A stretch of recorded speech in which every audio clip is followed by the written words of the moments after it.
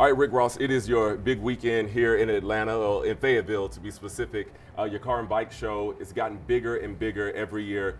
Is it going to get even bigger this year? Hopefully it does. Hopefully it does. It's an amazing feeling.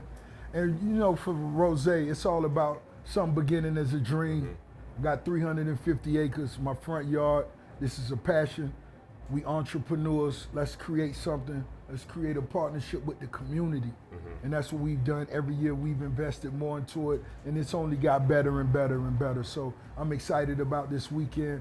I'm inviting all the families out. Yeah. Come out, just have something to eat.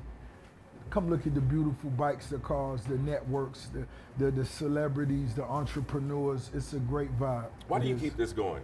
You got so many other things going on, Right. but why do you keep this particular event going? Because it's something that I truly love. I know what it means if you growing up somewhere and you really don't have nothing else to hold on to, but listening to somebody down the street, their visions, you watch someone work on a car for 2 years, get it painted, come back, the way the streets celebrate. It's something that's, you know, that meant a lot to me. It's a part of my culture, the same way music was. You know, my passion for automobiles were the same. So as I bought them, me being the boss, it only makes sense. Let's open the gates to the promised land for the ones that really want to come and share that experience. I know you've been working with police this year because some of your neighbors are not happy always when this event comes around. There's been concerns about overcrowding, illegal parking. Some have just said the event can get kind of unorganized. How are you addressing some of those concerns this year? I mean, we've only got better and better dealing with, you know, traffic and things like that. Like I said, it began as a dream. So the only way you could get better and perfect things is after you do them. And for all my young dreamers, create your dream and follow it through. There will be mishaps, but you make sure you keep your heart in the right place. You make sure there's been no violence. And one time for all my neighbors that supports the car show, that writes the letters, leave the letters at the front gate in the mailbox, and want to see this happen. And that's who I do it for. But you have been working to make sure that things are orderly this year, more orderly than in the past. Oh, most definitely. Without a doubt. It was just making sure everyone got in and out smoother. But there's never been any violence. There's never been any nonsense. There's never been any foolishness. And I say, let's focus on that. And for all the young kids that want to be bosses and have dreams, this is what comes with it. It won't be easy, but you make sure you put your most into it, and this will be the results. Yeah. A great event, something that makes history every year. Thousands of people loved it. You joked about a year ago that you might consider running for mayor of Fayetteville. Yeah, I did. Have you given any thought to that beyond that statement? When I said it, I actually thought about it because I was like, you know, if you're doing something positive and you actually bringing you're giving some youngsters opportunities. It's jobs. Every gas station, every hotel, it affects, the financial situation for everything that's around us, and it's all positive. Yeah. You know what I mean? My energy is positive as a boss. We could be doing so many other negative things, but let's focus on the positive, and that's all we've done. And one time for Harley Davidson, Rockford Fosgate, AutoZone, Slippery Soap, all these huge corporate brands that see the vision. Yeah. Barrett Jackson, of course. Let's talk about some of the things you are working on right now. You talked about AutoZone, and you've got a special product, Right. a partnership. Talk about that. Right. Well, Slippery Soap, this is another brother, young dreamer that I met at the first annual car show. Former NFL player who had his own product, his own Slippery Soap. We sat down, we came up with an idea, a concept of coming together. That's what we did. It had a great response, a great reaction. Here we are as of June 1st, we're in select AutoZones, and this is a huge situation that came together at the first annual car show, and I think that's the big picture. And I'm looking to meet all other type of entrepreneurs, and it's vice versa. But that's what it's about. We got to create these environments where people know it's positive, it's big business, it's big money, it's big celebrities, it's huge athletes.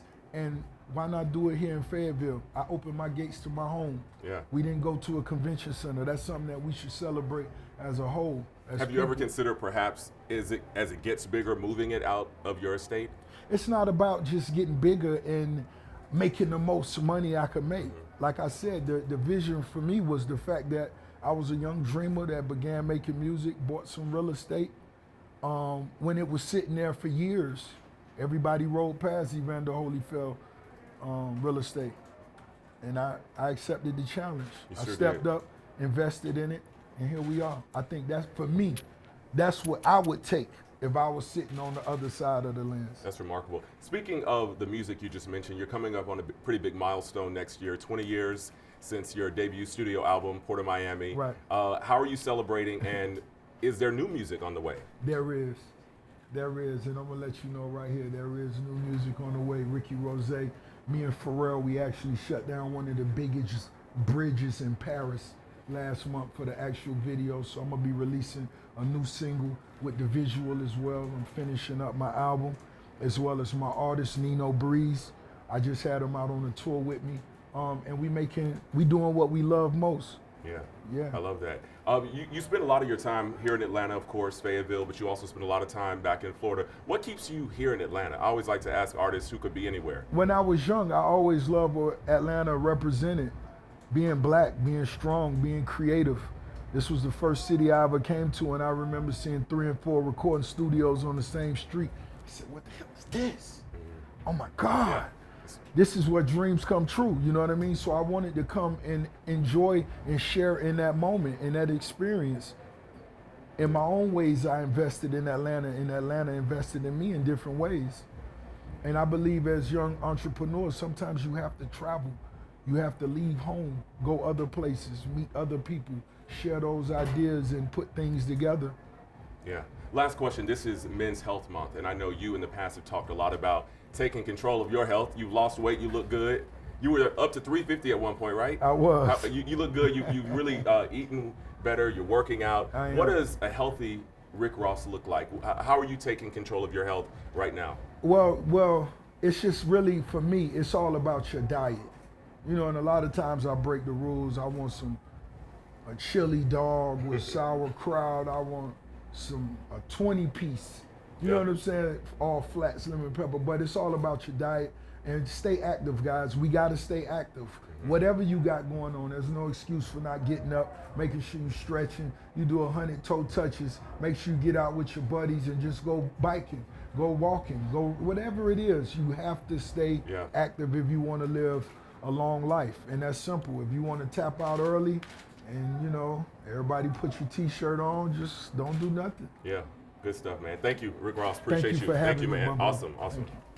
Thank y'all. Think you want to get one quick question in? Too easy. Yeah, Rick Ross, quick question.